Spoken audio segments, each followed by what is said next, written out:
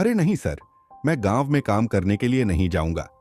भला मैं वहां काम कैसे कर पाऊंगा? वहां तो सब देहाती और गवार लोग रहते हैं। नहीं सर, मैं नहीं जाऊंगा।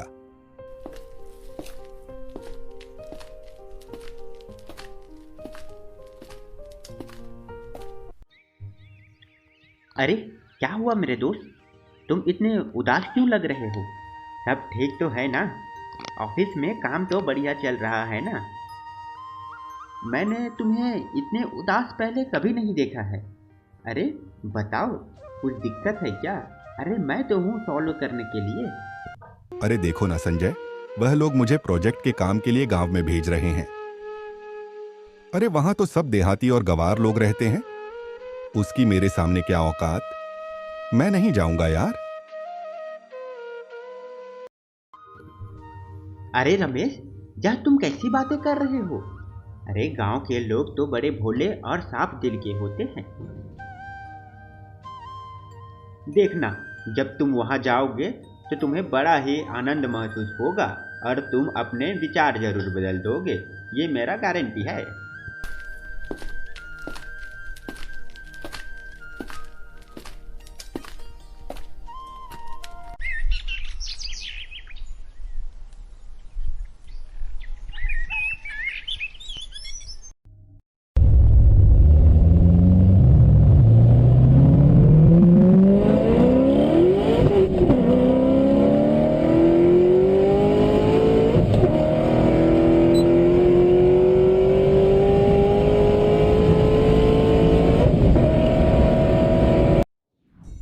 अरे देखो देहाती कहीं के, मुझे जो भी सामान चाहिए वह समय से मिल जाना चाहिए। बड़ा आया।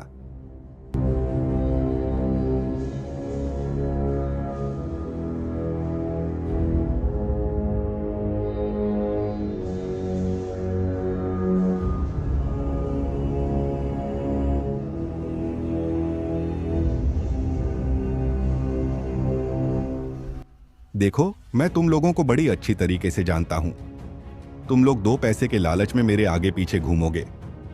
तुम्हारी औकात ही क्या है मेरे सामने? देहाती गवार कहीं के। तुम लोगों को तो पढ़ना लिखना भी नहीं आता होगा।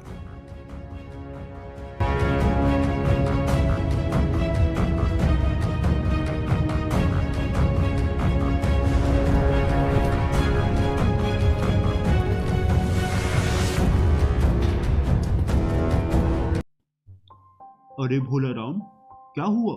तुम इतने गुस्से में क्यों हो? और शहर से जो साहब आने वाले थे, वो आए कि नहीं आए हैं? देखो, तुम्हें उसका पूरा ख्याल रखना है। आ गए हैं सरपंच जी। लेकिन मुझे उसका व्यवहार बड़ा ही खराब लगा। वो हम गांव वालों को कुछ नहीं समझते हैं। देहाती और गंवार भी बोल रहे थे।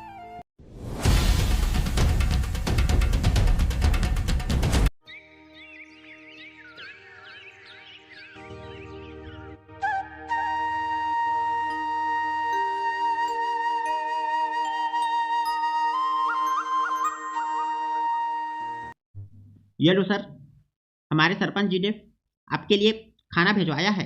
ये लीजिए। हाँ हाँ, रख दो, वहां पर मैं खा लूंगा।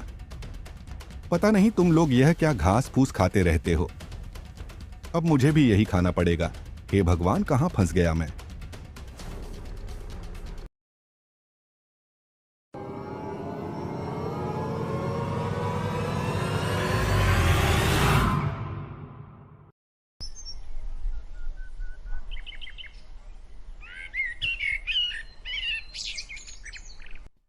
अरे, रमेश बाबू की तो तबीयत काफी खराब लग रही है।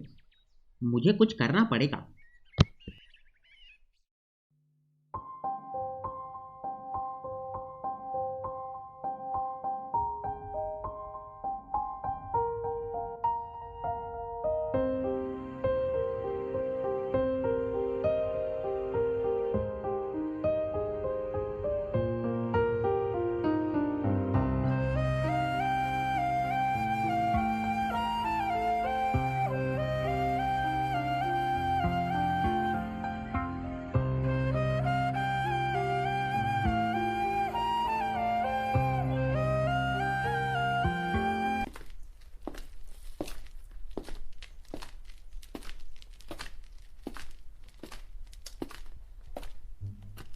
अरे रमेश बाबू, अब आपकी तबीयत कैसी है?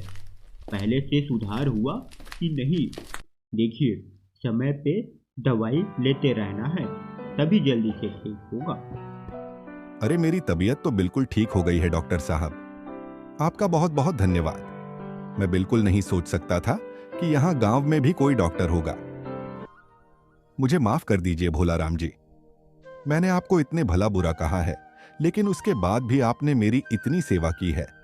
मैं अपने गलती का माफी मांगता हूं सरपंच जी, मुझे माफ कर दीजिए। पैसों के घमंड ने मुझे बिल्कुल ही अंधा कर दिया था।